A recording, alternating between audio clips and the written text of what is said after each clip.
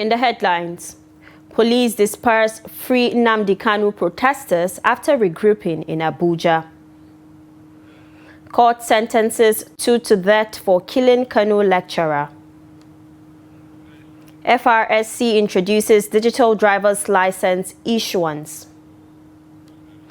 And on the foreign scene, UN pushes for worldwide disaster alerts as extreme weather spirals. Hello, good evening, and welcome to News Update on Trust TV. I am Dorcas Yakubuzala.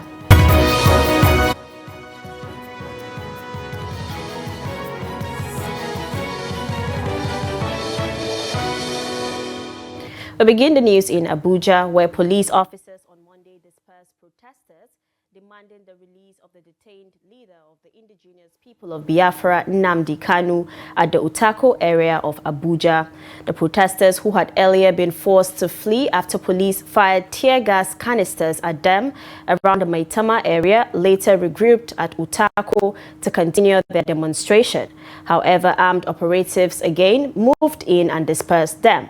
The demonstrators, made up of civil rights activists and members of pro-democracy groups, were part of the #Release Nnamdi Kanu Now campaign aimed at pressuring the federal government to comply with the 2022 Court of Appeal judgment that discharged and acquitted Kanu.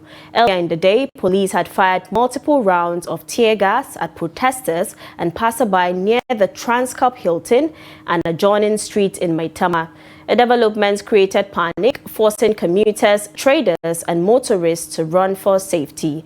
After regrouping at Utako, the protesters continued chanting solidarity songs and displaying banners before security agents again used tear gas to scatter them. Now, former governor of Enugu State and ex-national chairman of the People's Democratic Party, PDP, Dr. Okwesiliezi Nwodo, urged the federal government to release the detained leader of the proscribed indigenous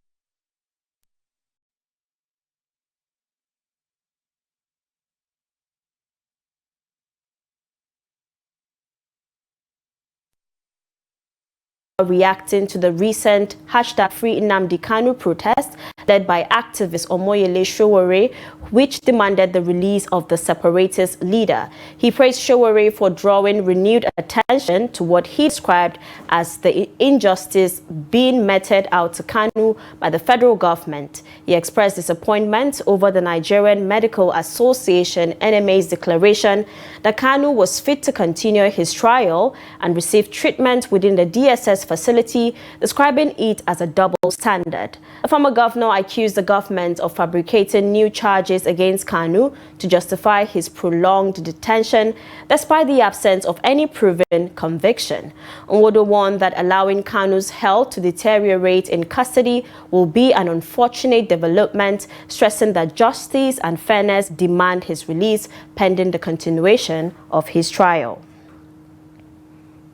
In Lagos, the Commissioner of Police, Oluhundari Moshood Jimo, earlier Monday assured residents of peace and stability across the state amid ongoing protests in the Federal Capital Territory over the continued detention of Nnamdi Kanu, leader of the indigenous people of Biafra, IPOB. In Ikeja, the state capital, there was a noticeable deployment of security personnel, including police patrol vans, armored personnel carriers, and tactical units. Officers were also sighted in adjoining areas such as Agege and Ogba, maintaining visible patrols to deter any possible breakdown of law and order. Personnel from the National Emergency Management Agency, NEMA, were also observed within the vicinity, working alongside the police to monitor the situation.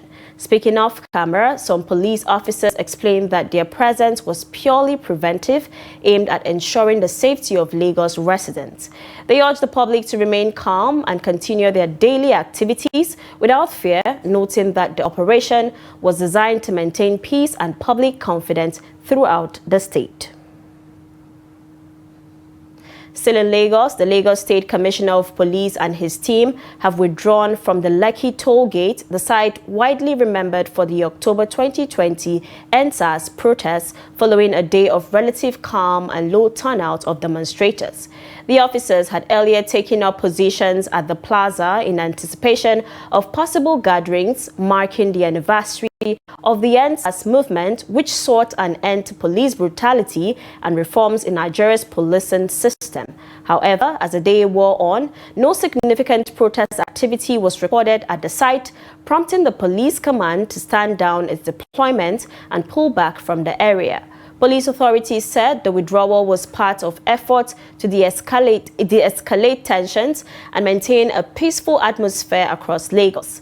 A statement from the command added that the presence of security operatives earlier in the day was purely preventive and not intended to intimidate citizens. Despite the calm, the Lekki toll gate remains a symbolic flashpoint for Nigerians who continue to demand justice for victims of the October 2020 shooting, when security forces allegedly opened fire on peaceful demonstrators. Observers note that while the atmosphere around the toll plaza was tense but orderly, there are lingering concerns that any provocation or misinformation could still trigger unrest. Human rights groups have urged both the government and security agencies to respect citizens' rights to peaceful assembly, while calling on youths to avoid any action that could lead to violence or property damage. For now, the plaza remains open to traffic, with normal business activities gradually resuming in the surrounding areas.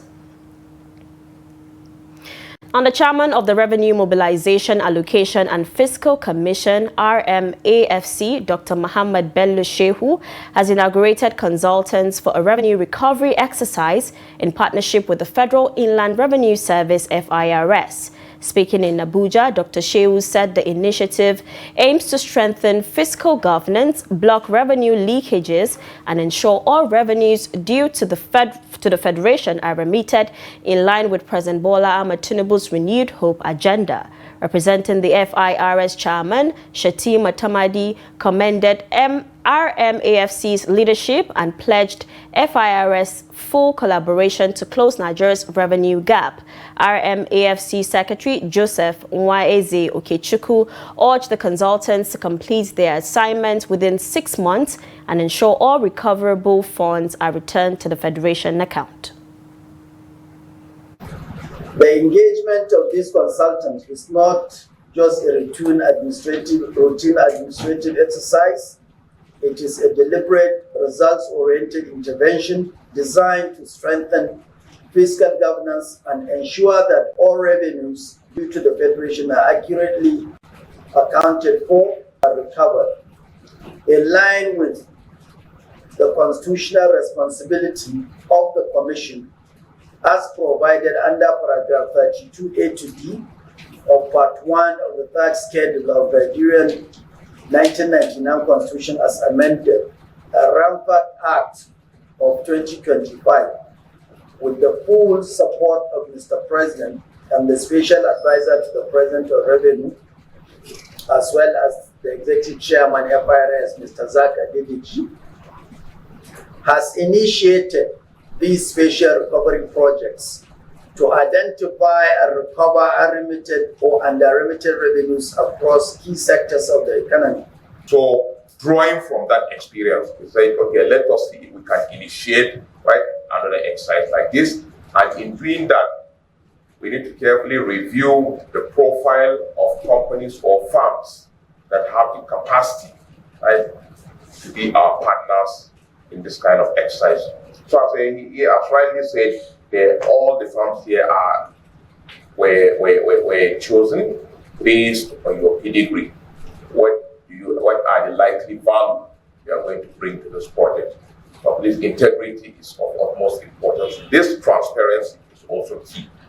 So as we go along, we have to develop a kind of common reporting template for all the participants involved in this project. So we can see at every point in time, we can be able to track progress of what we are doing. Whatever we are doing with human face, reduce litigation so that the process will not be delayed. So on that note, I thank everybody who were here this morning to represent your friend. And I pray as we go that Almighty God will lead us back safely. Thank you.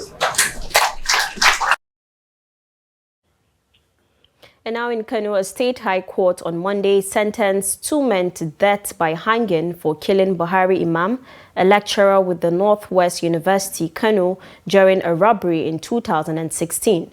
Justice Fatima Adamu convicted the defendants Aliyu Hussaini of Sheka Sabuwar Abuja quarters and Amir Zakaria of Ungwar Malam quarters, Kumbotso local government area, on 3 counts of conspiracy, armed robbery and culpable homicide.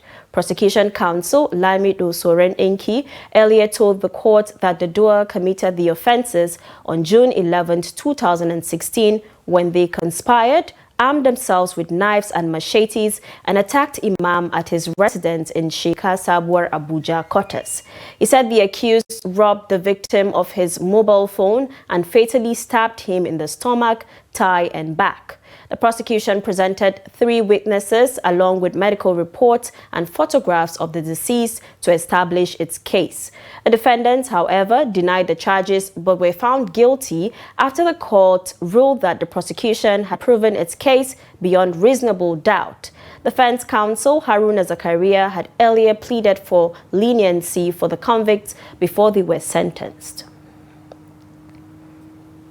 Suspected Boko Haram insurgents have launched a deadly ambush on security forces in Kashmiri village, Bama local government area of Borno State, killing the commanding officer of the 202 Battalion, 5 soldiers and 3 members of the Civilian Joint Task Force JTF.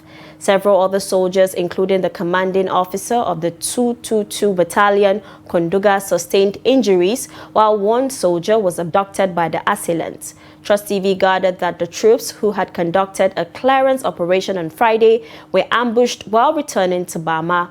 A survivor of the attack said the incident occurred at Kashmiri, located about 25 kilometers from Bama town and 93 kilometers from Maiduguri, the Borno State capital. He further revealed that troops under the Joint Task Force Northeast, code-named Operation Hatinkai, killed dozens of the terrorists during the clearance operation, with several others fleeing with gunshot wounds. A senior military source who spoke on condition of anonymity confirmed the attack but noted that troop morale remains high.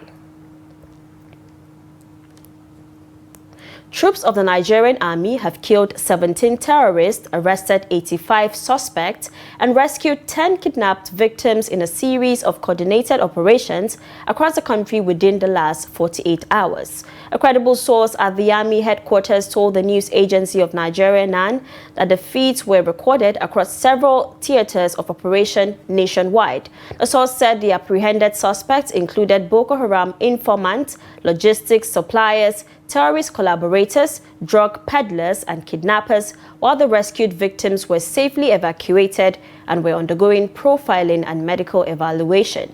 According to source, the operations were carried in the northeast, northwest, north central, as well as in the south. The Federal Road Safety Corps has announced the introduction of a contactless biometric capture system for driver's license issuance, marking a significant shift toward digitization in Nigeria's motor vehicle administration. A development comes as the Corps launches its 2025 Ember Months road safety campaign aimed at reducing road accidents during the busy festive period. Speaking during the flag-off, Corps Marshal Shehu Mohammed said the new license system would not only eliminate delays but also remove the need for temporary documents. The Corps Marshal explained that the new system was developed in consultation with relevant stakeholders, including state governments, noting that licensing falls under a concurrent legislative list. He further explained that the system would fully integrate existing driving schools, vehicle inspection office, and certification processes, but with a faster and streamlined approach. According to him, the entire process from application to license issuance will become immediate upon capture.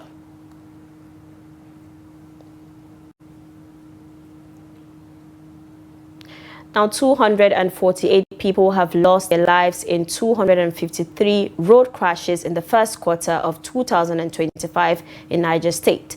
The Niger State Sector Commander of the Federal Road Safety Corps, Aishat Saadu, made this known at the press briefing marking the 2025 Ember Month's Public Enlightenment and Sensitization Campaign in Minna, the state capital. She said between January and April this year, 1,372 people were injured out of the 2,522 people involved in 253 crashes. The sector commander also revealed that 3,960 people were involved in 419 crashes, killing 439 people and injuring 1,830 others in 2024.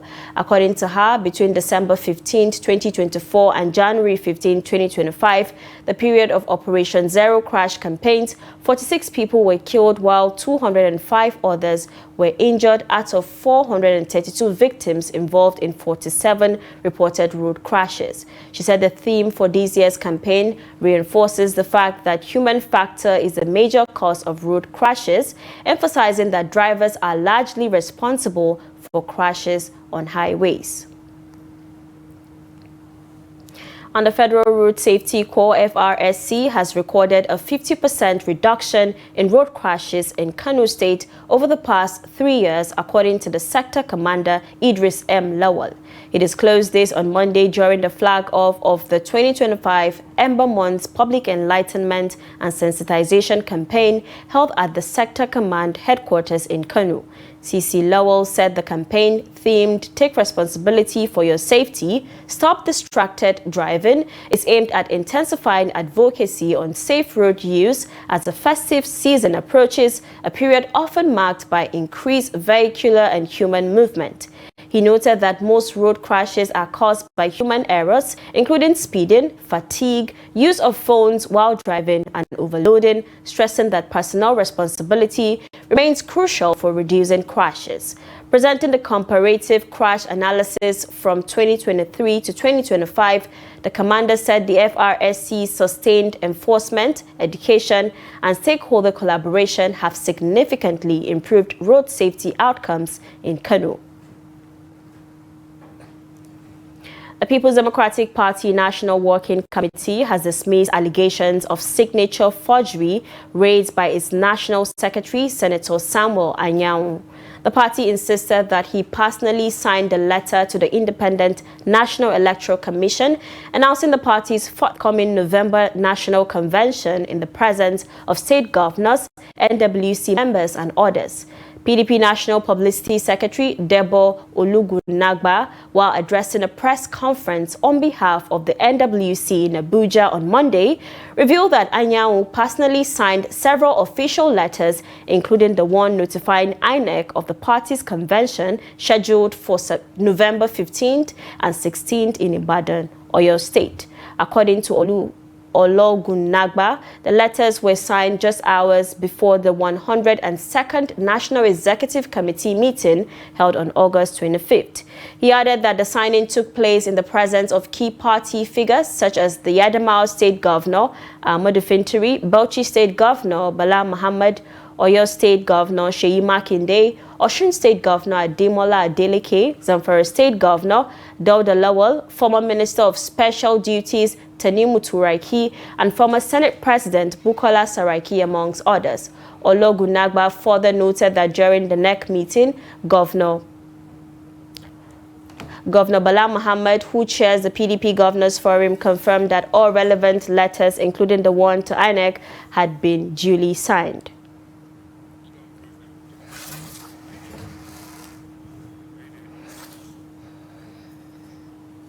This is news update on Trust TV coming up after the break.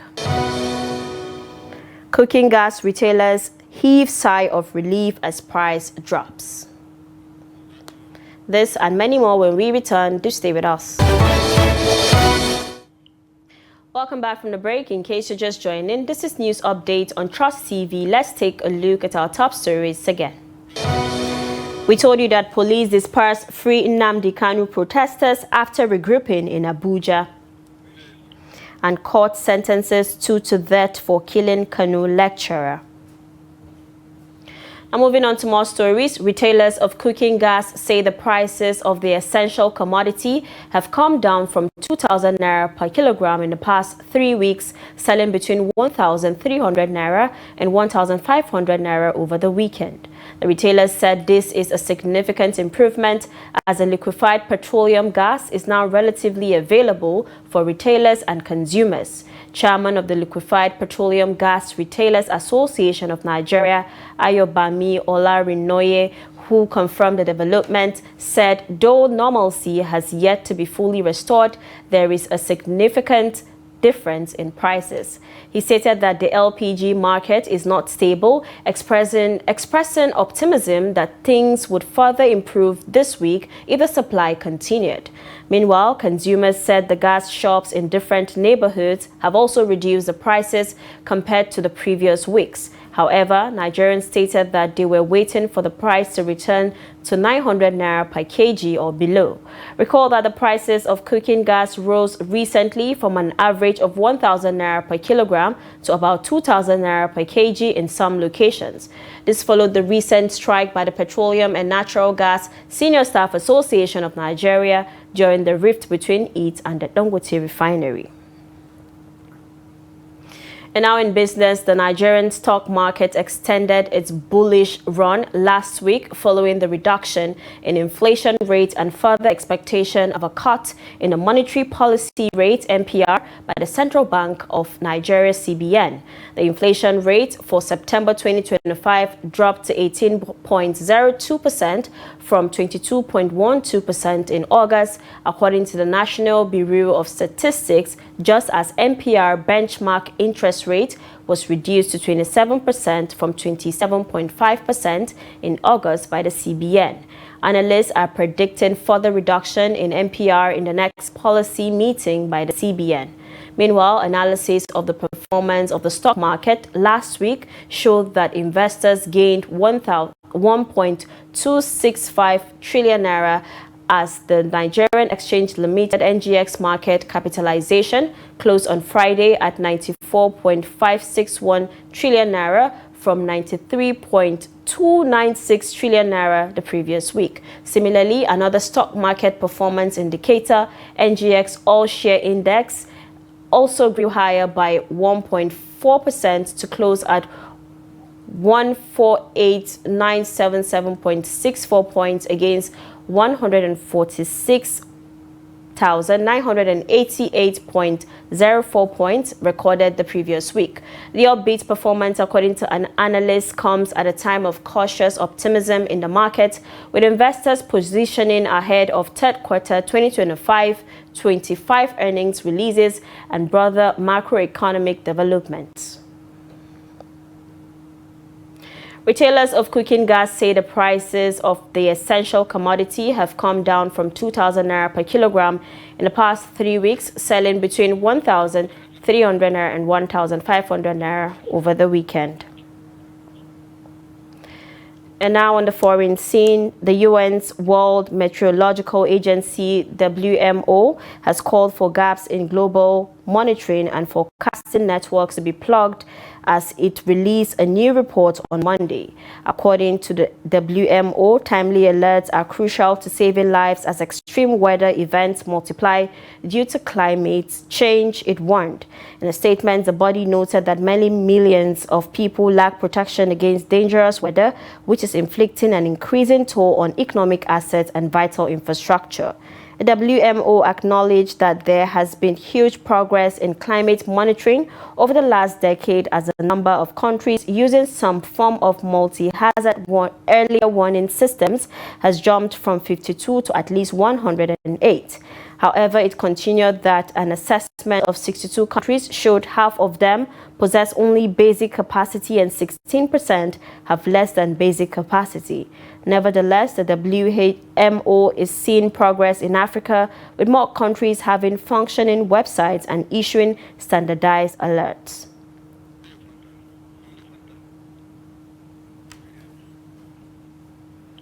And now in sports, champions Nigeria will commence training sessions on Monday in the Togolese capital, Lomé, ahead of their 2026 Women's Africa Cup of Nations final qualifying fixture, the first leg match against their Beninois counterparts, which will take place on Friday. Six-time Africa Player of the Year Asisat Oshola was among the early birds in the Super Falcons Lomé camp alongside new invitee Joy Omewa.